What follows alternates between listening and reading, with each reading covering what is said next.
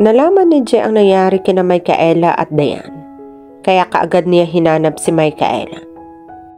Nag-aalala na naman siyang bakang magtangkang umalis na naman ito dahil sa nangyari. Nang hindi niya ito makita sa paligid, ay ipinasya niyang puntahan ito sa kwarto nito. Kakatok na sana siya ng pinto niyon nang mamataan niya ito sa sala. Micaela? Nag-aalalang tawag niya rito. Lumingon ito at ang kasama nitong matandang lalaki. I'm sorry. Hinging paumanhin niya nang makilala ang ama nito na si Don Manuel. Akmang aalis na siya nang pigilan siya nito. It's all right, Che. You can join us here. At tubilis siyang lumapit at umupo sa sofa na katapat nito. Are you all right, Micaela? Tanong niya rito. Yes, sagot nito. Agad na umayos ito ng upo. Nalaman ko ang nangyari sa inyo ni Diane. Ikaw na sanang bahalang magpasensya sa kanya. She was drunk and I know. Sambot nito. Sorry. Pinatulan ko na naman siya. She provoked your temper, kaya nagawa mo iyon sa kanya. That's right. That's my daughter, Che. Mabait pero impulsive. She doesn't want anybody to step on her shoes. May pagmamalaking sabad ni Don Manuel. Makahulugang tinitigan siya nito. Tipid nang nginitian niya ito. I'm glad you finally found your daughter. I must thank you for that. Kung hindi mo ako inimbitahan, ay baka matagalan pa bago kami muling magkita. Nag-usap ang kanilang mga mata. Tumikhim si Micaela. I think I better excuse myself here. Marami pa yata kayong pag-uusapan. Paalam nito. Kita sa mukha nito ang pagkalito.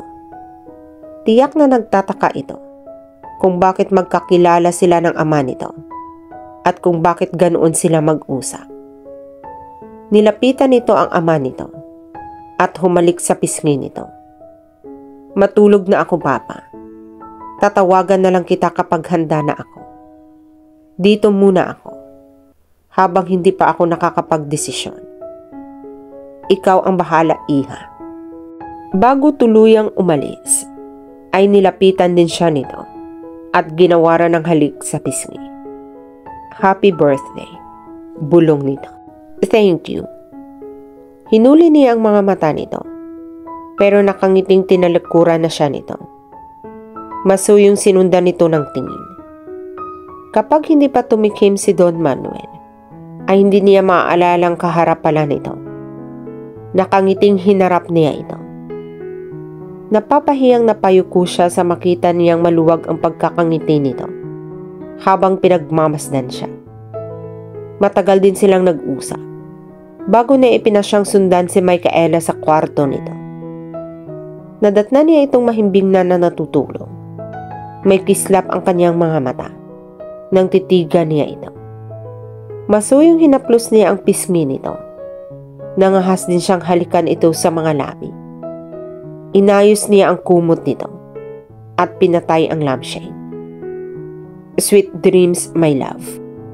Bulong niya bago siya lumabas at tumungo sa kanyang silid. Nagising si Micaela na nanunuyo ang kanyang lalamunan. Naramdaman niya ang pag-aalboroto ng kanyang tiyan. Hindi nga pala siya nakakain dahil sa pagod at sa dami ng inaasikaso. Bumangon siya at tinungo ang kusina. Pababa na siya ng hagdan nang maulinagan niya ang umaakyat. Nakita niya kaagad si Diane. Halos kita niya ang kabuuan nito na suot na manipis na damit. Mabagal ang pag-akyat nito dahil ingat na hindi maligwak ang dalang kape nito. Napaatras siya sa puno ng hagdan at mabilis na nakakubli sa isang pasilyo. Sinundan niya ito ng tingin. Natutop niya ang kanyang dibdib nang makita niyang pumasok ito sa silid ni Je. Oh my God! Magkasama sila sa silid ni Je? Doon siya natulog? Nangihinang napadausdos siya sa sahig. Hindi niya namalayang na mamalibis na pala ang kanyang mga luha. Napatalungko siya habang patuloy pa rin siya sa pag-iyak. He can never be mine. He doesn't love me. He loved somebody else. At walang dudang si Dayan iyon. Napasubsob siya sa kanyang mga palad. Bakit ba umaasa siyang mamahalin din siya nito? Gayong sa simula pa lamang, ay alam na niyang si Diana ang gusto nito. Dahil ba pakiramdam niya, ay mahal din siya nito? Pero pagmamahal nga ba iyon? He only cares for me. Naipagkamali ko lang na pag-ibig iyon. Naisip niya. Bakit nga ba ipinagpipilitan niya ang sarili at umaasang mahalin din siya nito? Siya si Karen Micaela Rodriguez. Hindi siya dapat magkandarapa at mamalimos ng pag-ibig ng isang lalaki. Marami ang tumitingala at humahanga sa kanya. Marami ang nanliligaw at nag-aalok ng tunay na pag-ibig sa kanya. Hindi nga ba't anumang oras ay may lalaking nakahandang magpakasal sa kanya? Ano kung matanda? Pangit o luwa ang mga mata nito. Ang mahalaga ay sulo niya ang pagmamahal nito. Bakit nga ba hindi niya pagbigyan ang kanyang papa? Hindi naman siguro siya hahayaan itong makipag-asawa nang basta-bastang lalaki na lang. She knew her father knew best. Sana'y hindi ako magkamali sa magiging desisyon ko. Naibulong niya habang dinadial niya ang numero ng telepono ng kanilang mansyon. Goodbye, Je. Talagang sigurong hindi tayo para sa isa't isa. What's the meaning of this? Kunot noong napatingin si Je sa bag ni Micaela. Pagkakuway muling bumaling ito sa kanya. Kakarating lamang nito nang maabutan siya nitong paalis. Nakapulupot ang mga kamay ni Giselle sa kanyang baywang habang umiiyak ito. What happened? Ibinaba nito ang dalang attache case at nakapamulsang humarap sa kanya. Talagang hinihintay kita para makapagpaalam, Je. So, you're leaving? Ha? Seryosong sabi nito. Yes. Gumagaralgal ang boses niya. Nahihirapan siyang magpaalam lalo't lumalakas ang pag-iyak ni Giselle. Pagkatapos ay patakbong lumabas ng silid ang bata. But why?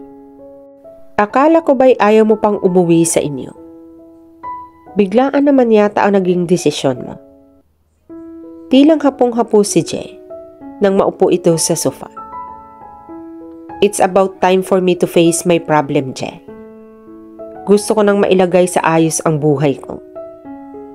Pagod na ako sa pagtakas ng mga problema ko.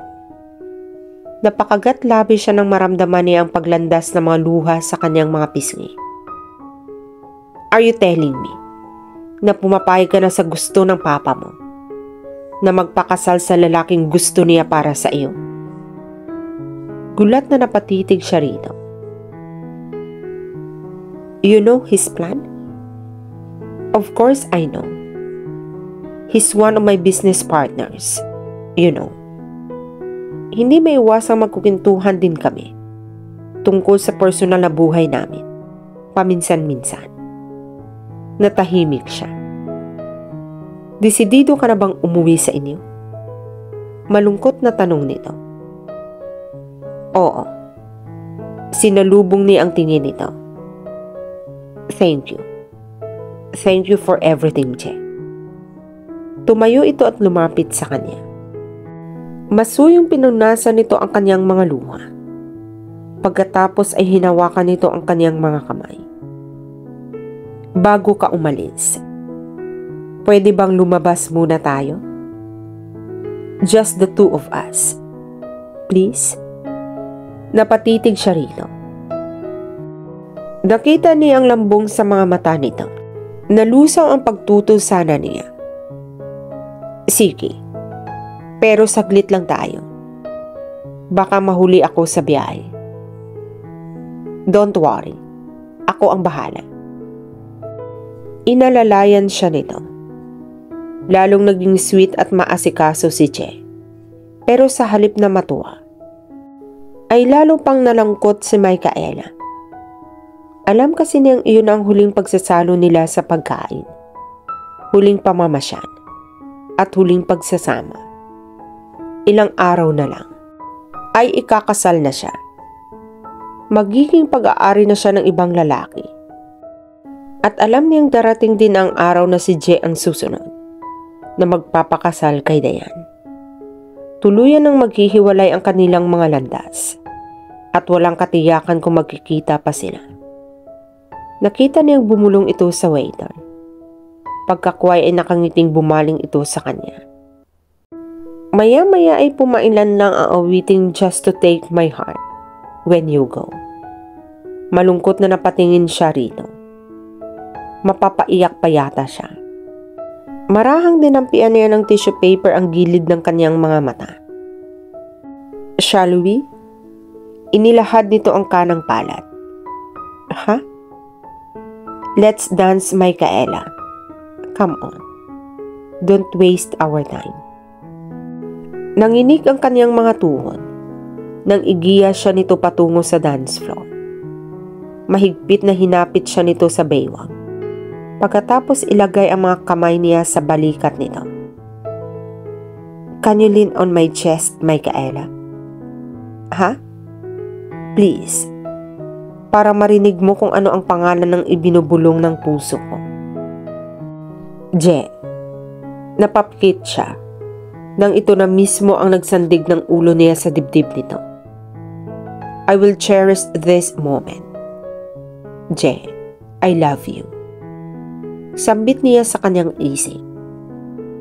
Just take my heart when you go. Narinig niyang sinabayan nito ang awitin. Lalo siyang napasubsub sa dibdib nito. Gerard. Nag-angat siya ng mukha nang maramdaman niya ang paghalik nito sa kanyang buhok. I love you, Micaela. Pabulong na sabi nito. Mahina ngunit malinaw na marinig niya ang sinabi nito. Sinalubong niya ang mga mata nito. Je, hindi niya napigilan ang pagpatak ng mga luha niya. He loves me. Pero bakit ngayon niyang niya sinabi? It's too late. Pumayag na ako sa gusto ni Papa. Baka itakwil na niya ako kapag umatras uli ako sa kasal. Nalilitong napatitig siya rito. I love you. Gusto kong malaman mo ang nararamdaman ko bago ka umalis. Hinawi nitong ibang hibla ng kanyang buhok na tumabing sa mukha niya. But I'm not trying to stop you. Just go and fulfill your promise to your father. Masuyong tinuyo nito ang kanyang mga luha.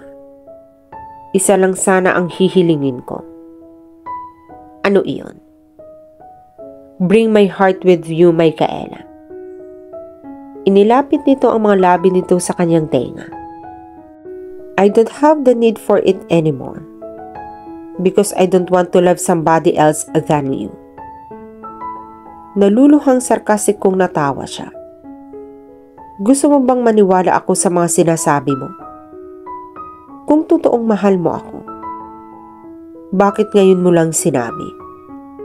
Kung kailan nakapagdesisyon na ako. Ibinulalas niya ang kanyang pagdaramdam. Alam mo kasing paalis na ako, kaya sinabi mo lang iyan. Hindi kaya nadadala ka lang sa ibig sabihin ng kanta. Nakuha pa rin niyang ngumiti, kahit pakiramdam niya ay gusto na niyang humagulgul ng mga sandaling iyon. Bahala ka kung ayaw mo akong paniwalaan. But I'm glad. Nakakangiti ka na. Baka sugurin ako ng papa mo kapag umuwi kang namumugto ang mga mata mo. Pagbibiro pa nito. Hindi tuloy niya malaman kung sasakyan niya ang pagbiro nito o maiinis siya. Hirap na siyang iwan ito. lalo at nalaman na niya ang tunay na damdamin nito para sa kanya. Pero bakit parang baliwala lang dito kahit umalis siya at magpakasal sa iba?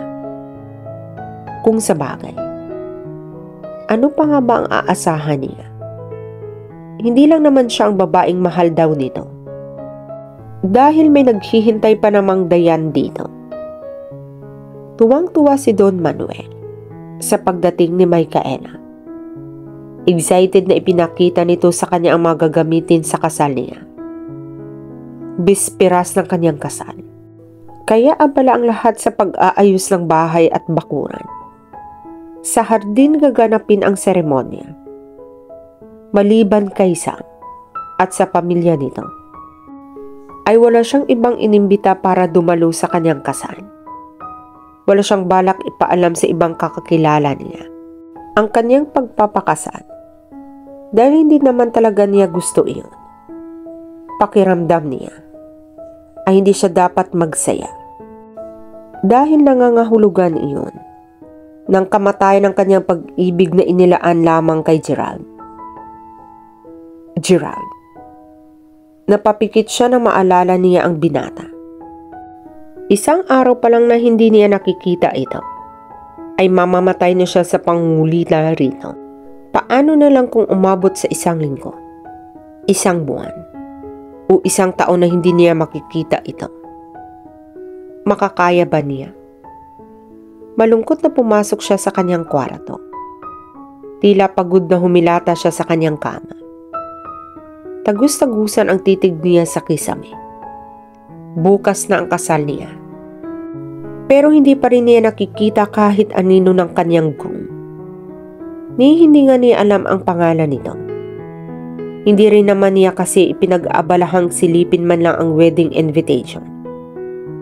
Ano kayang gagawin nila sa unang gabi nila bilang mag-asawa? Gusto niyang matawa sa katanungang pumasok sa kanyang isip. Magpapalitan ba sila na simpleng hi at hello? Magsishake hand habang ipinakilala nila ang kanilang mga sarili sa isa't isa? O magtitigan lamang sila? Oh my! Ano itong sitwasyong pinasukan ko?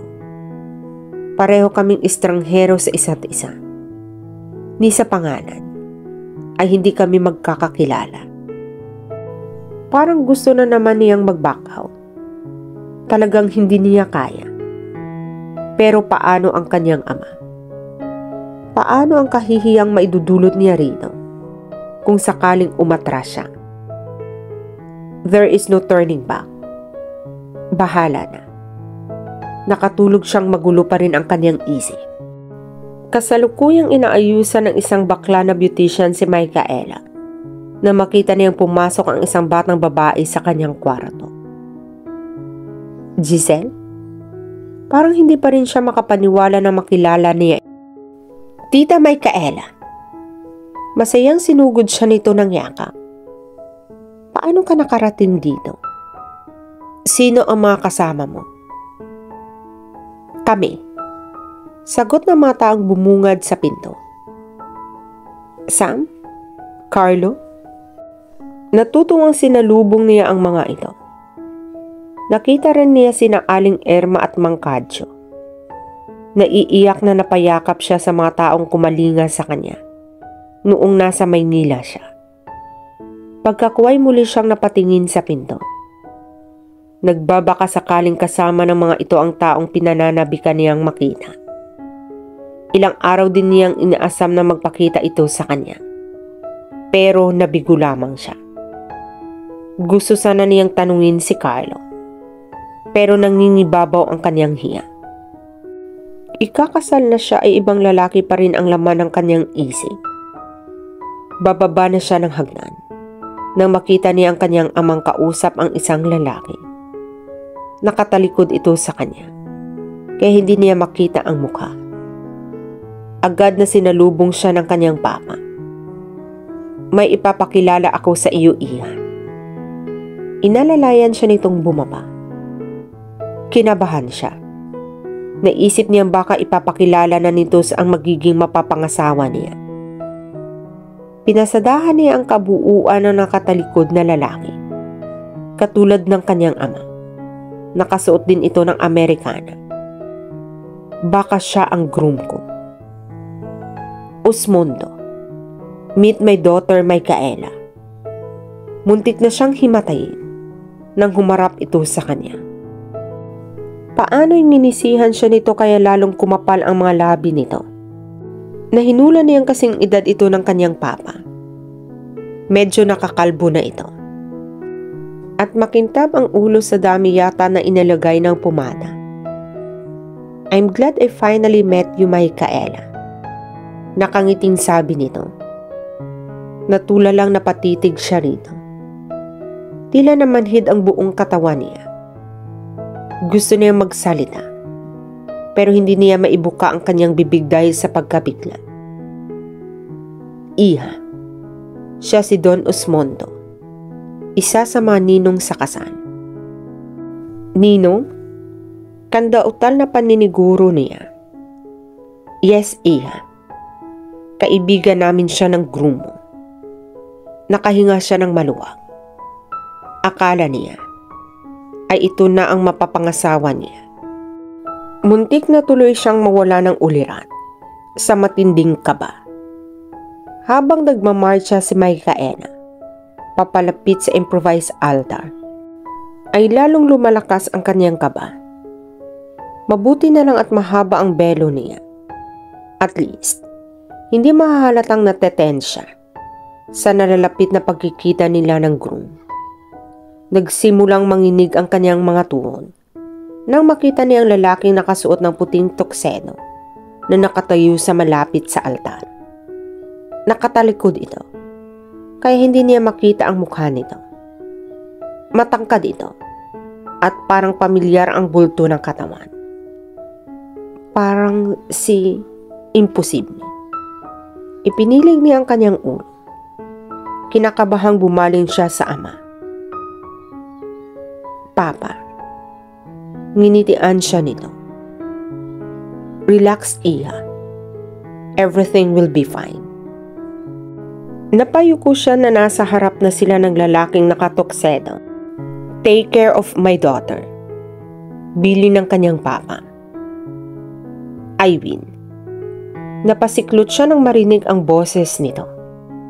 Pamilyar na pamilyar iyon sa kanya. Gayunpaman, ay hindi pa rin siya tumingin dito. Wala pa rin siyang lakas ng loob. Kahit nang hawakan nito ang kanyang siko at alalayan siyang umupo sa nakalaang silya. Micaela, anito habang hawak na mahigpit ang isang palad niya. Noon lamang siya nagtaas ng tingin. Nanlaki ang kanyang mga mata nang makilala niya ito. Je? Hindi makapaniwalang sambit niya. Tutup ang kanyang dibdib na muling pinagmasdan niya ang kanyang groom. Ikaw ang magiging asawa ko? Yes, Micaela. It's me. Nakangiting sagot nito. Oh my God. Hindi na niya napigilan ang sarili. Sabik na yumakap siya rito. Micaela, sweetheart. Wait. Natatawang muli siyang inalalayan nito na umupo. Tapusin muna natin ang kasal. Okay? Pinisil nito ang kanyang palad. Hindi na niya namalayan kung paano nagsimula at natapos ang kasal. Basta ang alam niya ay maligayang maligaya siya ng mga sandaling iyon.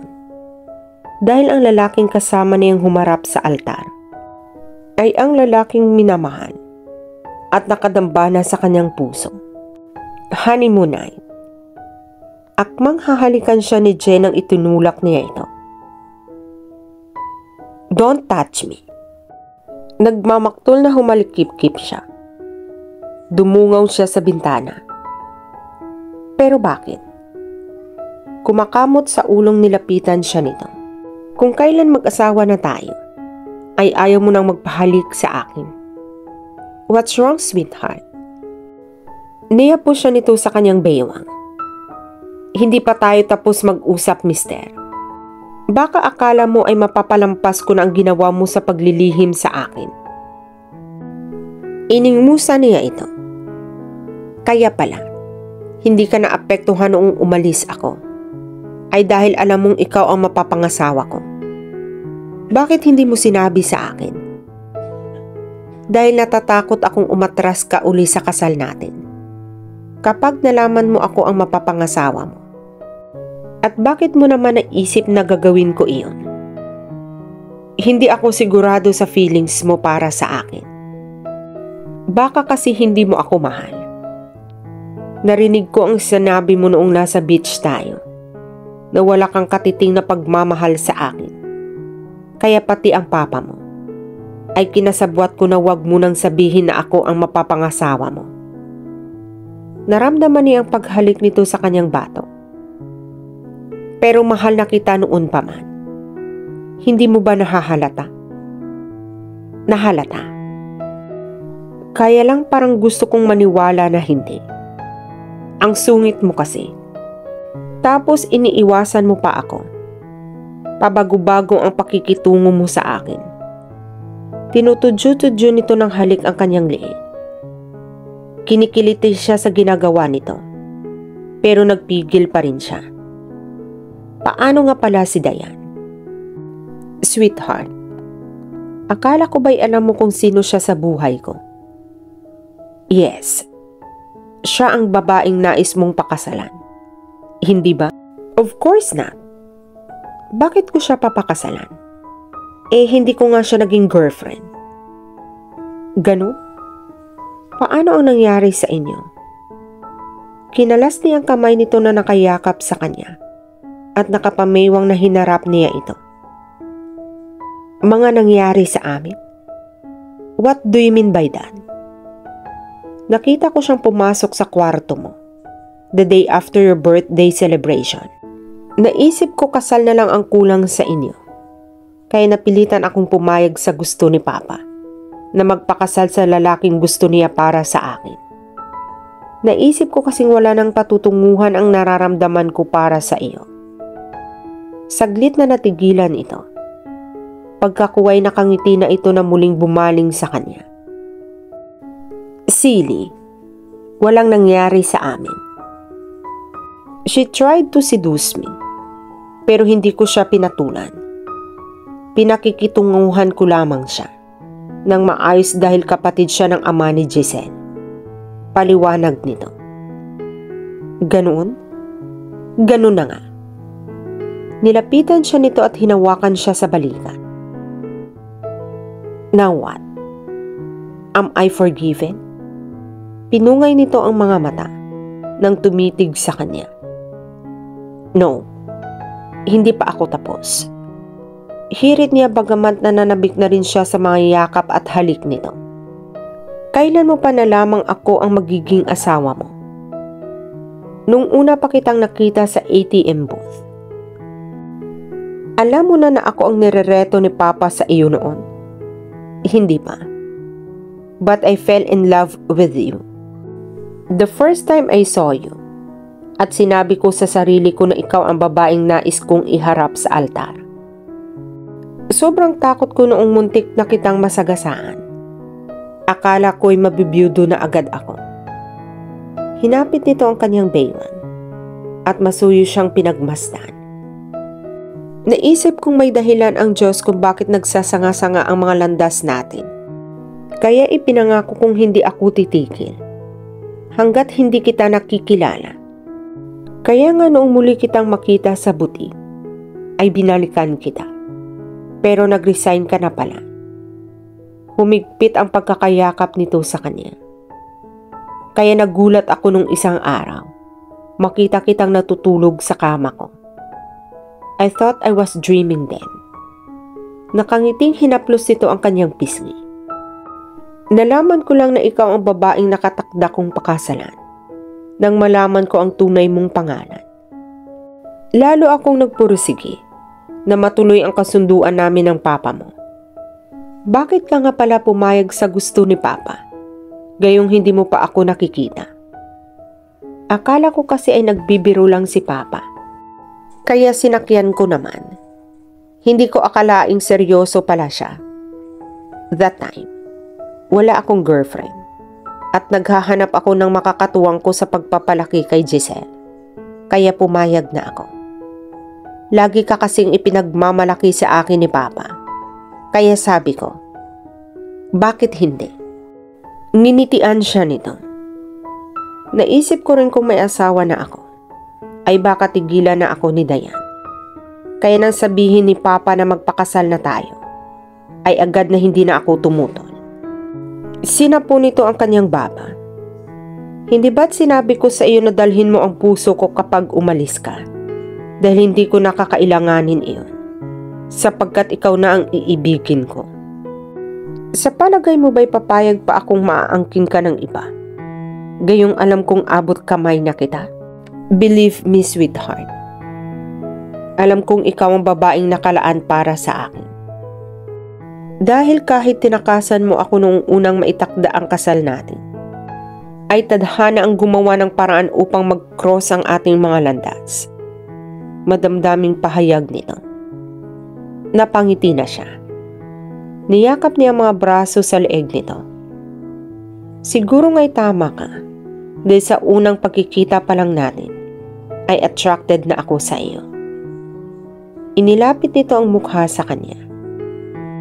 So inaamin mo na ngayon na talagang nabighani ka sa kagwapuhan ko?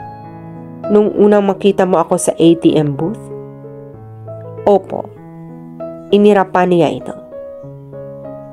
Umiiral na naman ang kayabangan mo. Hinaplos niya ang pisngi nito. Nagsasabi lang naman ako ng totoo. I love you, Micaela. I love you too, Je. Pwede na ba, mahal? Pilyo ang ngiting inilapit nito ang mga labi nito sa kanyang tenga at may ibinulo. Napahagik-gik siya. Namumungay ang mga matang tumango siya.